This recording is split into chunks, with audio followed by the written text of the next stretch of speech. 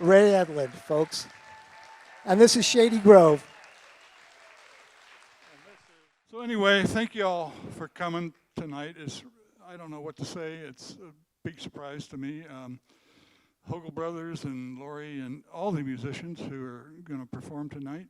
It's so great seeing a bunch of faces I haven't seen in forever, and I hope that those of you who have listened to the program over the years, KPFA, A Pig in a Pen, that it has been a positive part of your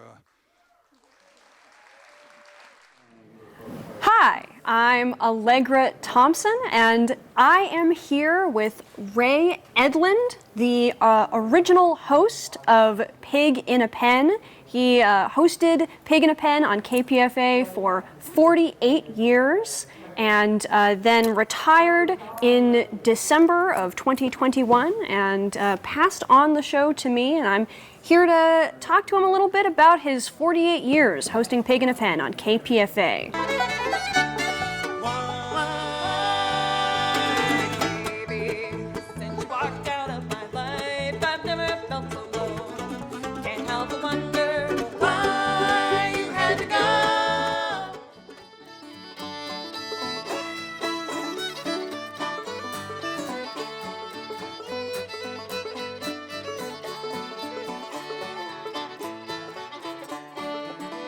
Oh, Lulu, oh, Lulu.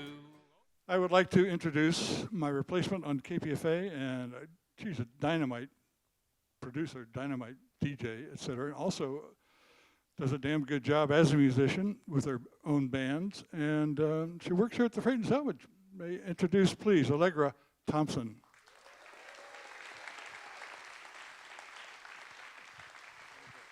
Wow. Well, I'm just so happy that you determined that you were available to take over the show, because there were a lot of candidates out there who said, "Oh, I know bluegrass all the time," but no.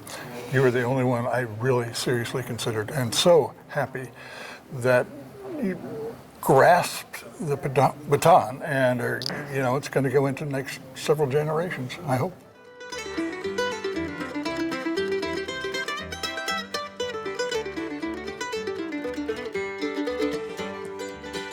I can see the sun as it's sinking through the pines on the old mountainside. I can hear my mother calling as I sit here alone tonight. I can see the smoke from the... Yeah, do you have any stories about how you got started with Pig in a Pen? I could probably come up with a couple. Settling in Berkeley in 1968, I guess, and then into the 70s, I was listening to the radio. I got a job in San Francisco as a civil engineer. I'm a Georgia Tech graduate, and I was happening to listen to the radio, KPFA, of course. Of course. Bill Schechner, the talking head on CBS News for forever, had the morning show on KPFA, and he featured live the Phantoms of the Opry. Oh boy. And I was going, oh my God. I've been wanting to hear bluegrass live on any radio station. There was, Cousin Al was doing KTAO down in Los Gatos, and I couldn't pick it up. So I said, wouldn't this be great if it was a regular thing on KPFA? So I sat down, maybe I had to think about it a while, a year. I had nothing. Just said, hey, I wrote Charles Amerkanian, who was the program director at the time, and said, hey, it would be great if KPFA had a bluegrass music radio show. It's very non-commercial, and I'm sure there's a huge following out there, and it would be great for KPFA. And he wrote me back, said, well, we thought it over and we agree, but we don't know anything about bluegrass. Why don't you come on down, bring a few records? And Yeah, if you think it's such a bright idea, why don't you come and do it? yeah, I know. So they threw the ball back in my court. And so I did it, and started on a Saturday morning. I brought a few records and some 78s as well, and the engineer they assigned to me immediately broke two of them on the turntable. Oh, God. They're so fragile, So, okay, no more 78s down here, but... So I played a bunch of bluegrass, and people seemed to like it, and so they gave me a slot. I think it was once a month, and then it proceeded to be twice a month. It proceeded to be every week, and I couldn't do it since I had a full-time job after a couple of years, and so I asked Tom Diamond.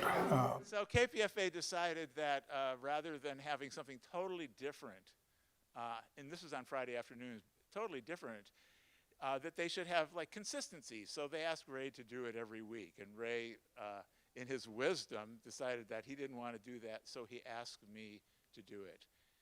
And I said, all right, Ray, I'll do that, but I want to broaden it a little bit. I don't want to play bluegrass. I want to play some old time, some Western swing and some country music. And he said, fine, do whatever you want. And so for every other week, since February 13th, 1976, I have been on the radio, alternating with Pig in a Pen.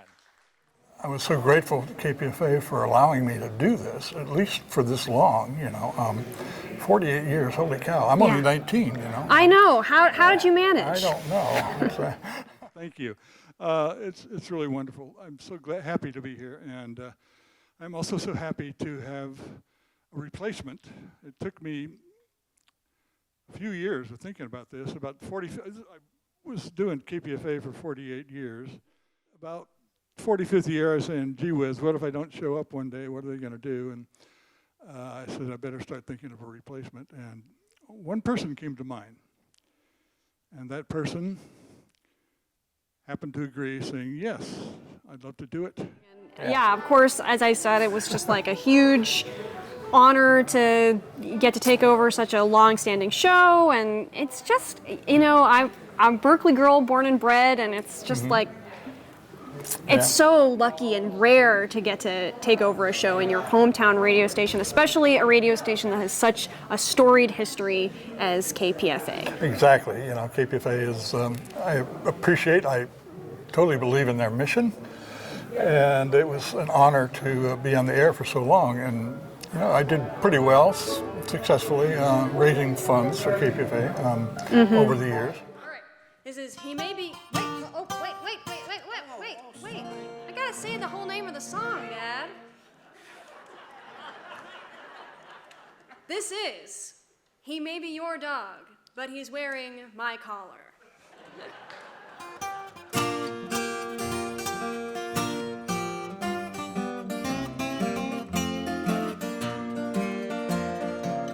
I'm not ashamed to say what's in my heart. I'm not ashamed to say what's in my heart, because I know the best of friends must part.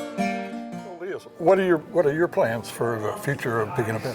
So far, I haven't really been playing so many really old recordings because it just so happens that in the last year there have been a ton of just incredible new records that came out, and so I've just been wanting to play those. But I'm looking forward to that kind of calming down and maybe delving back into some of the archives and playing some cool old music and doing some all live recording shows. I don't know.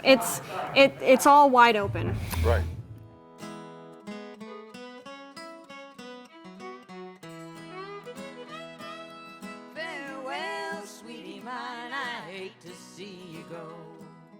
Out into this cruel world alone. Hear that bell on that train, hear that whistle blow. I'm stoked that you're still keeping the name Pig in a Pen, but that could change, I guess. No, I don't think so. I mean, the song goes, I've got a pig at home in a pen, corn to feed him on. All I need's a pretty little girl to feed him when I'm gone. Yeah. That being heard on KPFA, I figured some people might consider it sexist. Yes. And inappropriate for KPFA. Prior to Pig in a Pen, on between 2 and 3 or whatever, there was a program hosted by Mama O'Shea Okay. Who was she just would interview people, politicians, anybody. And one time the sheriff of San Francisco County was going through some troubles, and she had him on live and was talking to him live, the sheriff of San Francisco. And I thought it was, and Herb Cain, who was a columnist for the Chronicle at the time, said, and after Mama O'Shea interviewed, what's his face, the sheriff of San Francisco, the following program was called Pig in a Pen. Whoop, whoop, whoop. And he said, that's politicals. yeah, that's bluegrass. Anybody who doesn't say bluegrass is political hasn't listened to a lot of bluegrass. in my Hurricane did opinion. say it was delightful bluegrass. Well, there you go. There you go. There you go.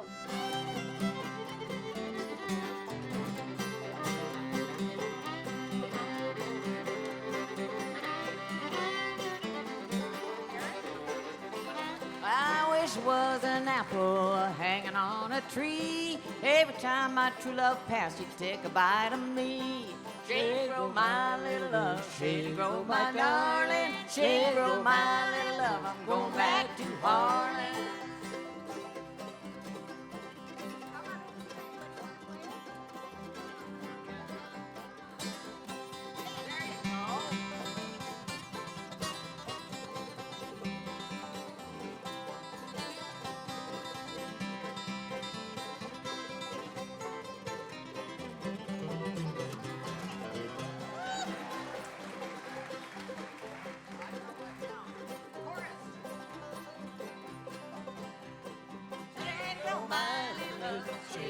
My darling, shade grow my little love. I'm going back to Harlan. Shade grow my little love. Shade grow my darling. Shade grow my little love. I'm going back to Harlan.